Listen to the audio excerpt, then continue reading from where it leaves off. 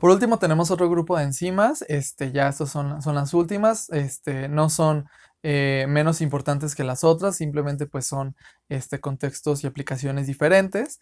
Primero tenemos a la ACP o PA, que significa fosfatasa ácida, ¿sí? Ya hablábamos en un video sobre la fosfatasa alcalina. Entonces, la fosfatasa ácida cataliza prácticamente el mismo tipo de reacción, pertenece al mismo grupo de enzimas fosfatasas, solamente que la diferencia radica en que el pH óptimo en el que trabaja la fosfatasa ácida no es un pH alcalino de 9 o 10, como lo mencionábamos con la ALP, sino que aquí estamos hablando de un pH ácido cercano a 5. ¿Sale? Entonces, esa va a ser la situación, pero nuevamente nos ayuda a romper o hidrolizar enlaces covalentes de tipo fosfoéster para que podamos nosotros dejar libres estos grupos fosfato, ¿sí? La fosfatasa ácida es una de las moléculas más empleadas o de los biomarcadores más empleados, sobre todo para evaluar daño en la próstata, ¿sí?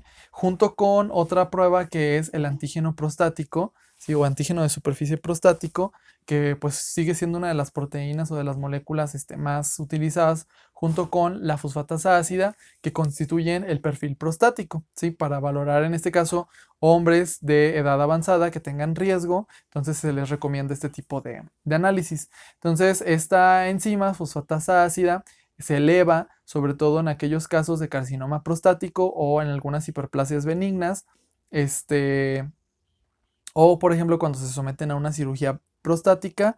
Inclusive, una de las curiosidades que tiene esta fosfatasa ácida es que dado que el contenido de la próstata que aporta a la composición del semen, como lo vamos a ver luego en líquido seminal, pues es precisamente esta enzima.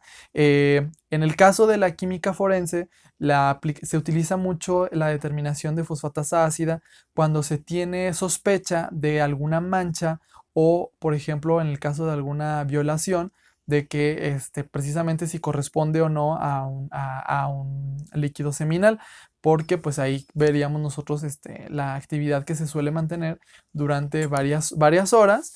Entonces, con eso nos ayudaría a discriminar si se trata o no de una cuestión pues forense en algún peritaje, ¿sí? La fosfatasa ácida también es importante en la cuestión de algunos trastornos óseos, por ejemplo, la enfermedad de Paget, en metástasis ósea y enfermedad de Gaucher, que son enfermedades deformativas del hueso, ¿sí? Junto con la fosfatasa alcalina, entonces también pues constituirían y la determinación de algunos electrolitos, lo que se conoce pues como el perfil óseo, ¿sí? Y por último, pues las plaquetas también son células que expresan una cantidad considerable de fosfatasa ácida y, por ejemplo, cuando tenemos algún daño plaquetario, como alguna trombocitopenia o púrpuras trombocitopénicas, suele incrementarse la actividad enzimática de la fosfatasa ácida, ¿sí? En menor instancia podemos encontrar expresada esta enzima en hígado, vaso, intestino, pero como les mencionaba, riñones, eritrocitos, pero las aplicaciones clínicas pues son las que les acabo de describir, ¿sí? Se puede hacer una determinación específica inmunoquímica de exclusivamente la fracción de fosfatasa ácida que proviene de la próstata para conocer precisamente, dado que tenemos muchas fuentes de producción de fosfatasa ácida, pues cuál es la que, si efectivamente la fracción de próstata, que es la mayoría, es la que se encuentra incrementada, ¿sale? Entonces, manejamos nosotros niveles de fosfatasa ácida total menores a 9 unidades por litro y de fosfatasa ácida prostática menores a 3,5 unidades por litro, ¿sí? Bueno, continuamos con amilasa. La amilasa, pues si se acuerdan en bioquímica ya habíamos hablado de ella, es una de las enzimas que nos ayuda precisamente a comenzar con el proceso digestivo de todos los polisacáridos que se encuentran en nuestros alimentos, por ejemplo, el almidón que se encuentra en los alimentos de origen vegetal o el glucógeno que se encuentra en la carne, etcétera, que precisamente la amilasa nos va a ayudar a la ruptura de los enlaces glicosídicos que forman la estructura de estos polisacáridos para ir liberando, por lo tanto, las subunidades y que sea mucho más fácil el proceso de absorción y digestión como tal. En este caso, la amilasa se limita únicamente a romper los enlaces alfa-1 4, que recuerden que son los enlaces que se encuentran de forma lineal en estas cadenas de monosacáridos y por lo tanto los productos que se van a ir generando a partir de esta liberación son glucosas solitas, maltosas, es decir, disacáridos y algunas cadenas intermediarias que todavía tengan ramificaciones alfa 1,6, que son los productos intermediarios que se les llama dextrinas, ¿sí? Entonces, esos serían nuestros productos de la reacción bioquímica que cataliza la aminasa y por lo tanto, pues esta es la función que cumple en nuestro metabolismo, ¿sí? La amilasa se va a producir principalmente por dos grandes fuentes. Por una parte, en la boca, en la cavidad oral, las glándulas salivales mayores, principalmente las parótidas, pues son el principal órgano que van a producirme cantidades considerables de amilasa para que en la saliva nosotros, pues en el momento en el que estamos haciendo la trituración y pues la primera instancia cuando comemos nuestros alimentos, pues desde ahí ya comienza la ruptura como tal de estas polisacáridos, ¿sí? La amilasa salival prácticamente pues no la vemos incrementada más que en algunas situaciones cuando ocurren obstrucciones de los conductos salivales. Por ejemplo, cuando tenemos paperas, cuando tenemos parotiditis o alguna otra obstrucción, ¿sale? La amilasa que nosotros deglutimos cuando llega al ácido estomacal, ahí se neutraliza, se degrada, ¿sí? Entonces, ¿quién continúa con la función digestiva? Pues la amilasa que se produce en el páncreas, ¿sí? Entonces, también la amilasa funciona, en este caso, como un marcador del daño pancreático, ¿sí? Que en este caso, pues nos va a ayudar cuando existe, por ejemplo, una pancreatitis aguda, podemos ver un incremento de esta enzima, ¿sí? Y algunos otros contextos en los cuales también se ha visto una elevación de la amilasa son obstrucciones intestinales, apendicitis aguda, úlceras hepáticas, colecistitis, etcétera, etcétera, etcétera, ¿sí?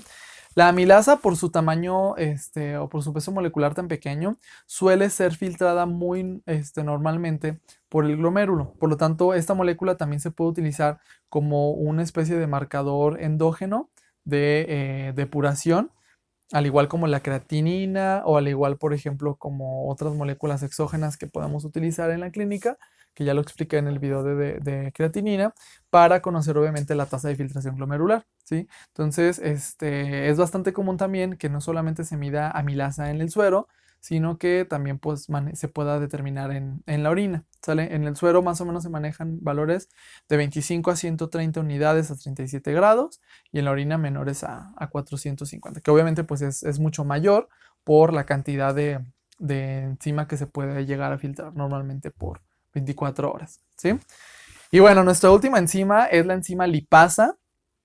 La lipasa es también una hidrolasa que en este caso nos ayuda a la función digestiva de los lípidos, ¿sí? Todas las grasas que se encuentran en nuestra dieta, recuerden que en su mayoría, pues también ya lo estudiamos en bioquímica, pues constituyen principalmente triglicéridos.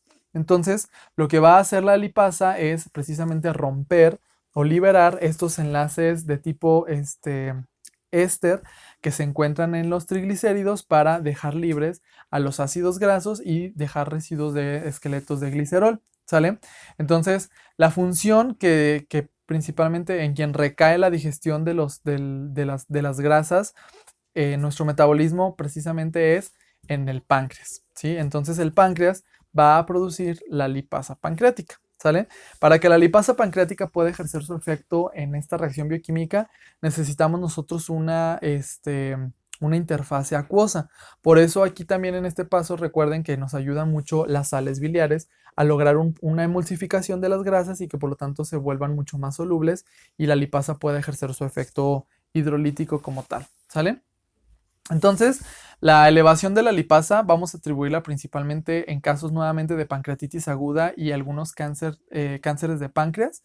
Entonces, junto con la amilasa, por ejemplo, esto nos constituiría el perfil pancreático, ¿de acuerdo? Entonces, si yo tengo, por ejemplo, un paciente que se encuentre elevada la amilasa, pero no se encuentre elevada la lipasa, entonces yo descartaría un daño pancreático y me iría más a pensar que tiene una obstrucción o una parotiditis o alguna de las otras condiciones, pero no tanto un daño en el páncreas. Cuando sí tuviera yo una pancreatitis aguda, entonces se encontraría elevadas tanto amilasa como a lipasa, por ejemplo, ¿sí? Entonces, esa sería la importancia diagnóstica que tiene esta enzima. La lipasa también se suele secretar por el resto del tubo digestivo, por ejemplo, en el intestino y en el estómago. Por lo tanto, también esta enzima se puede incrementar cuando tenemos nosotros algunas úlceras duodenales o algunas obstrucciones intestinales, inclusive situaciones de gastroenteritis, ¿sale? Entonces, los niveles o los valores de referencia de actividad enzimática que se manejan para lipasa son menores a 50 unidades por litro a 37 grados Celsius, ¿sale? Y bueno, pues por mi parte sería todo en esta ocasión. Revisen muy bien las características que tienen cada una de las enzimas, sobre todo en los puntos que hemos hecho bastante énfasis, que son las reacciones bioquímicas que catalizan las fuentes o los tejidos que producen o secretan esta enzima y por lo tanto de ahí se van a derivar o a deducir las implicaciones diagnósticas. Y sobre todo, ahorita ya vayan considerando la integración que tiene que ver estas pruebas enzimáticas o estas pruebas funcionales con las otras pruebas bioquímicas o los marcadores metabólicos para la constitución de los denominados perfiles que se utilizan en química clínica. ¿Sale? Pues bueno, entonces pues tienen esa tareita pendiente y pues que estén muy bien. Nos vemos.